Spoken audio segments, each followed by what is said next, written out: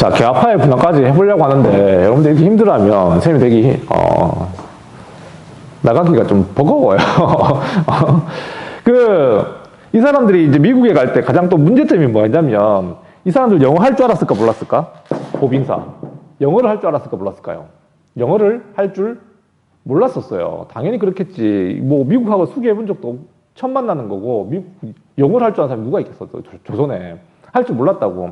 다만, 이 육일준이라는 사람이 일본어를 할 줄 알았거든요. 일본어를 할 줄 알아가지고, 일본인 중에는 영어를 할 줄 아는 사람이 있었거든. 삼중 통역을 했었어요. 놀랍게도. 일본 애가 영어를 알아듣고, 일본어로 얘기해주면, 다시 육일준은 일본어를 갖다가 한국어로 번역해가지고 얘들하고 얘기하고. 알겠습니까? 되게 불편하잖아요, 이거. 맞죠? 그래서, 우리나라도, 영어 교육이라든가, 이런 어떤, 외국의 어떤 그러니까, 청나라 말 말고, 영어를 교육할 수 있는 교육기관을 새로 만들어야겠다. 해가지고 만든 교육기관이 이제 만들어지게 됩니다. 이 사람들 갔다 와서. 서지섭, 이렇게 해서 만든 우리나라 최초의 근대적 교육기관. 초콜릿 하나 줄게. 맞추면. 이화학당? 이화학당은 아니에요. 뭐지? 이거 들어본 적이 없습니까? 얘기하면 알 것 같아요. 알 수 있어. 진짜. 이거 이름 자체가, 그래서, 땡땡 공원이야. 땡땡 공원. 학교 이름이야. 아니에요. 알고 있는 사람 없어요? 구현우. 연우야, 알고 있는 거 없어? 땡땡 공원. 땡땡 공원. 들어본 적 없구나. 구현우 어디 갔지? 왜 21명이 들어와 있나요? 땡땡 공원. 그거 유경공원 들어본 적 없어? 유경공원? 서지섭? 유경공원 처음 들어보나? 그게 우리나라 최초의 근대적 교육기관이었어요. 알겠습니까? 유견이, 들어봤어? 예. 들어봤을 거야. 약간 서지섭 되게 공부 열심히 했네. 검도도 열심히 하고. 유경이란 말 자체가 영어를 교육하는 기관이라는 뜻이었었어요. 유경공원이라고 하는 거. 근데 얘들아, 이게 되게 중요한 기관이기도 한데, 여기서 공부했던 사람들도 되게 중요한 사람들 많이 나와. 그러면 얘들아, 이게 영어를 교육하는 기관이니까, 지서봐. 그러면은 당연히 외국인 중에 원어민 교사가 있어야겠나, 없어야겠나? 있어요. 당연히 있어야죠. 우리나라에 영어 할 줄 아는 사람이니까 미국인이 와가지고 이제 영어 교육을 해줘야 될 거 아니야. 맞죠? 그 사람은 조선말도 배워야 되고 되게 힘들겠지만, 하여튼, 그렇게 해서 우리나라에 왔던 사람이 누구냐면, 헐버트라는 사람이었거든요. 헐버트. 들어봤을 거야, 헐버트는. 나중에 계속 등장할 겁니다. 헤이그 특사에서 굉장히 중요한 역할을 했던 게 사실 헐버트였거든요. 헐버트. 나중에 설명해 줄게요. 헐버트 들어봤을 거고. 그러면 그 선생님은 헐버트고 그 밑에 제자들도 많이 있었거든요. 이제 영어 배우러 오는 조선의 제자들이 누구였냐면 되게 유명한 사람이야. 유경공원도 처음 들어봤는데 그것까지 모르죠. 그 헐버트에서 영어를 배워가지고 굉장히 출세했던 사람이 누구냐면 바로 이완용이라는 사람이었습니다. 이완용 알잖아. 아는 척 좀 해줘. 이완용은 우리가 알고 있는 친일파 그 사람 맞아요. 알겠습니까? 그 이완용은 처음부터 친일했던 사람이 아니었다고. 이 사람은 영어를 되게 잘했던 사람이라고. 우리나라에서 최초로 영어 교육기관이었던 유경공원에서 영어를 배웠던 사람이라고. 알겠습니까? 친미파야, 사실은 이 사람은. 오케이? 어떻게 해서 얘가 친일까지 하게 됐는지 나중에 설명해 줄게요. 우리가 알고 있는 이완용은 이렇게 하여 역사에 등장합니다. 그 당시는 유경공원에서 공부할 그 당시는 관직이 낮았어. 알겠습니까? 관직이 낮아가지고 뭔 일을 할 수 있는 단계는 아니었는데 이 사람이 성공하게 된 결정적 계기는 바로 영어를 배웠기 때문이었어요. 당신들도 영어 공부 열심히 하세요. 알겠습니까? 앞으로 어느 나라가 강대국일지 모르겠어요. 영어보다는 난 중국어 더 해야 되겠다고 생각이 들어요. 내 느낌은 그래요. 알겠습니까? 중국어 배워놓으세요. 출세할 수 있을 겁니다. 앞으로 중국하고 많이 교류가 될 테니까. 자, 됐고요. 너네 잠오는 같아가지고 잡소리 좀 했는데 이렇게 너무 애들이 해별을 합니까? 자, 어쨌든 이렇게 하여 이제 개화 정책은 뭐 이런 근대적 개혁 기구도 만들고요. 이런 시찰단을 파견해가지고 외국의 어떤 사정들도 살펴보고 이렇게 해가지고 적극적으로 추진해 나갑니다. 근데 문제가 이제 생기기 시작해요. 개화파의 분화에 대한 얘기인데, 자, 이 개화파들이 이후에 뭐 말 그대로 분열되게 돼요. 분열되게. 그러니까 이렇게 개혁을 추진하는 사람들도 뭔가 생각이 다 같을 수는 없잖아요. 맞죠? 생각이 같을 수 없었다고. 자, 이 배경, 이 분화가 되게 된 이 원인, 알겠습니까? 원인의 결정적 계기는 바로 이 사건 때문이야. 1882년에 터진 이 사건 때문에 개화파가 너와 나랑 같이 개혁을 추진할 수 없겠구나. 열나 싸우기 시작합니다. 바로 그게 뭐냐면 1882년 하면 뭐 생각나는 게 밖에 없죠. 서지서 뭡니까? 이모군란. 맞아요. 이모군란 때문입니다.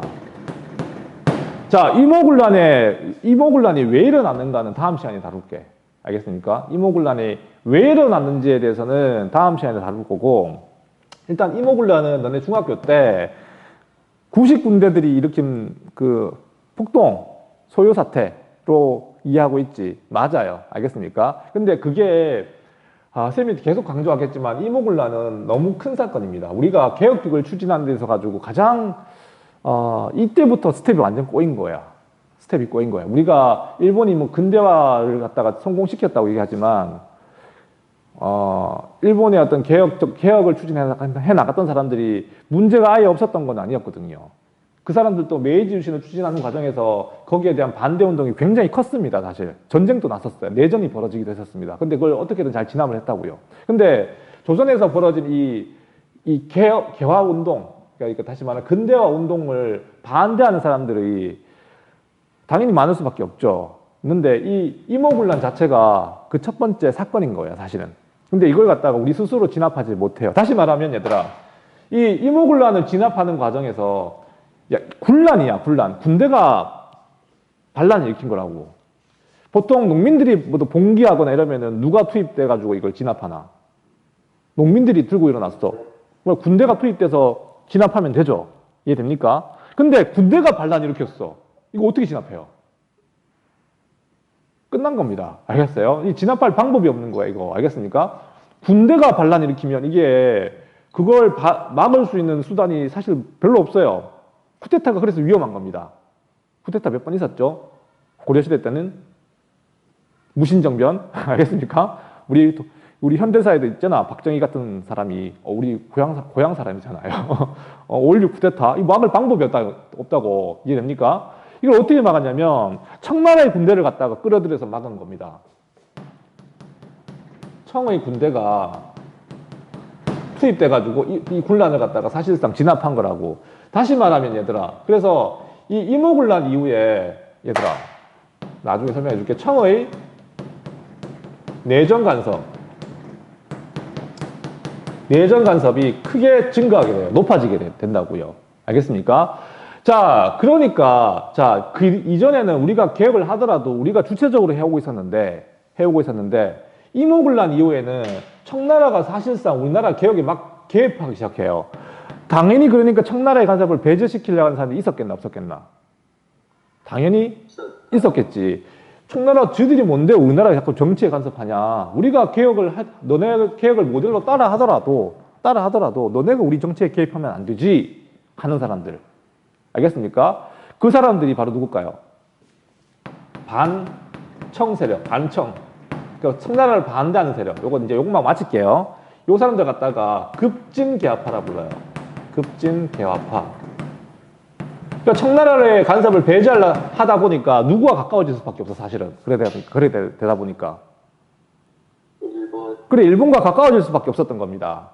이해됩니까? 청나라를 배제하려고 하다 보니까 일본에 좀 가까워질 수밖에 없었고, 그래서 이 사람들은 청나라보다는 일본과 협력해서 우리가 근대화를 추진해야겠다라고 하는 사람들, 그게 급진개화파예요. 알겠습니까? 자, 반대로, 친청 세력. 이거 현실적으로 청나라를 어떻게 배제시켜? 군대도 우리나라에 일어났던 군대의 반란도 청나라가 진압했는데, 일단 청나라의 간섭 자체가 부당한 건 맞지만 우리가 하고 있는 게 청나라 양궁과 뭐가 달라? 그러니까 청나라 모델로 계속 해 나가자 했던 사람들을 우리 뭐라 부른다? 온건계합파라 부르는 거예요. 자, 너네가 알고 있는 급진계합파, 온건계합파 그냥 외우면 되는 거였지만 사실은 알겠습니까? 좀 배경을 알고 봐야 돼요. 자, 그러면은 급진계합파들 아까 얘기했지만 모델이 어디에 가까울까요? 우리나라의 그 근대화 모델이 메이지 유신에 가까울까요? 양궁운동에 가까울까요? 양궁운동. 에이, 아니죠. 이 사람들이 반청 세력, 반대한다 청나라. 그러다 보니까 어디에 더 가까울까요? 개혁의 모델이. 그리고 메이지 유신을 많이 닮으려고 했었어요. 이해됩니까? 맞죠? 이 사람들은 친청 세력, 그러니까 뭐 청나라 모델을 갖다가 수용하자, 그대로 두고 하자. 이 온건계합하는 그러니까 어디 나라 어디에 모델이 가까웠겠니? 양궁운동이 가까웠겠지. 이해됩니까? 여기까지 할게요. 알겠습니까? 여러분들 더 나가면 힘들어할 것 같아서. 그래도 5분 일찍 맞춰주는데. 자, 오늘 수업 사실 요거 이제 더 정리해야 될 게 있어요. 누가 어떻게, 아까 방금 했던 얘기이긴 한데, 온건계합파라든가 급진계합파가 분화됐던 이 결정적 계기는 이모군란 때문이었다는 거까지만 기억하면 될 것 같아요. 다음 시간에 이 사람들이 추구했던 그 개혁의 어떤 방향성, 이런 것들이 어떻게 다른지는, 그때, 다음 시간이죠. 다음 시간에 설명하는 걸로 할게요. 어쨌든, 흘러가는 흐름은 대충 이해가 되죠? 이해가 됩니까? 하연이 이해한다고 고개 끄덕여 줬어요. 고마워요. 여기까지 할게요. 자, 아침 시간에 힘들었지만 잘 따라와 줬습니다. 알겠어요? 오늘, 40분에 이제 또 시작하겠지, 2교시. 힘내가지고 오늘 하루만 더 온라인 수업하면 되겠네요. 파이팅 합시다. 알겠나요? 자, 여기까지 나가도 돼요. 고생했어. 안녕. 안녕하세요. 아.